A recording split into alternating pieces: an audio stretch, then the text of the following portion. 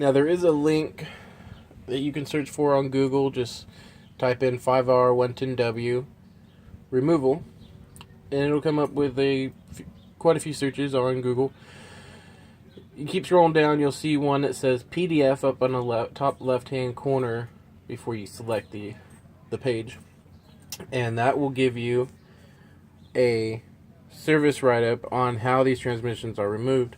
Now, if you're like me, that's not always the best thing for you. Sometimes you like to see pictures, you want to see a video, you want to see somebody actually doing it.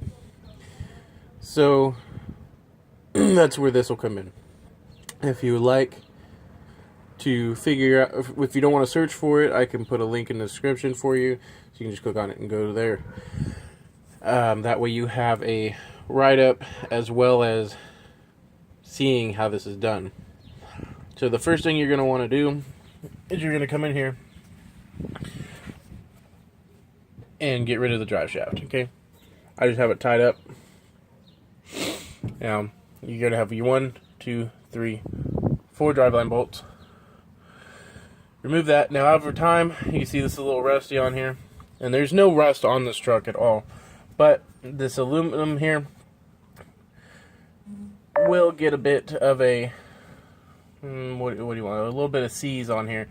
It did not want to come off, so what I ended up doing is putting the transmission back into park, and then put a strap on here like you see here, and then hopped on the wheels and proceeded to rock the truck forward and back, forward and back.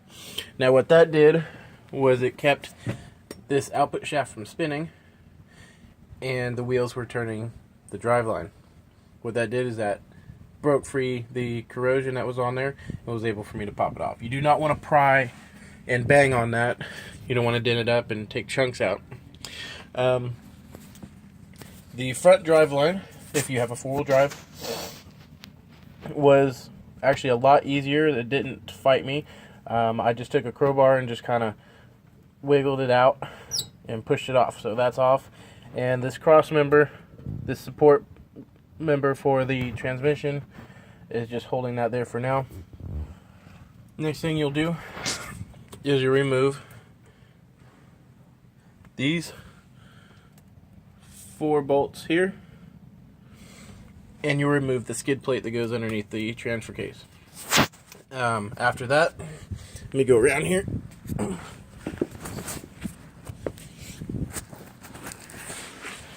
After that, you're going to go around the transfer case and the transmission and unplug all of your electronics. So I've gone through and unplugged everything. Let me show you here.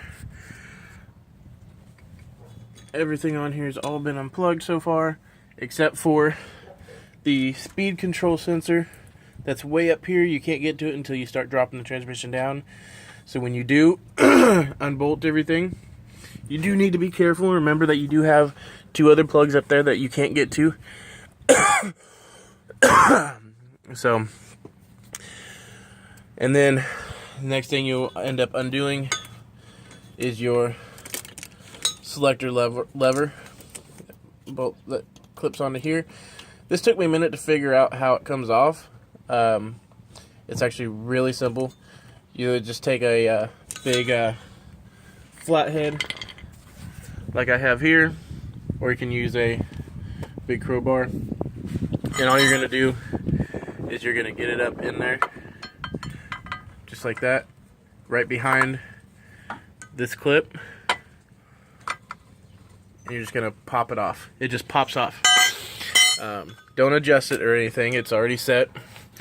And then after that, you'll unbolt this bracket here. This just bolts on right here. You just unbolt that so it's loose from the transmission.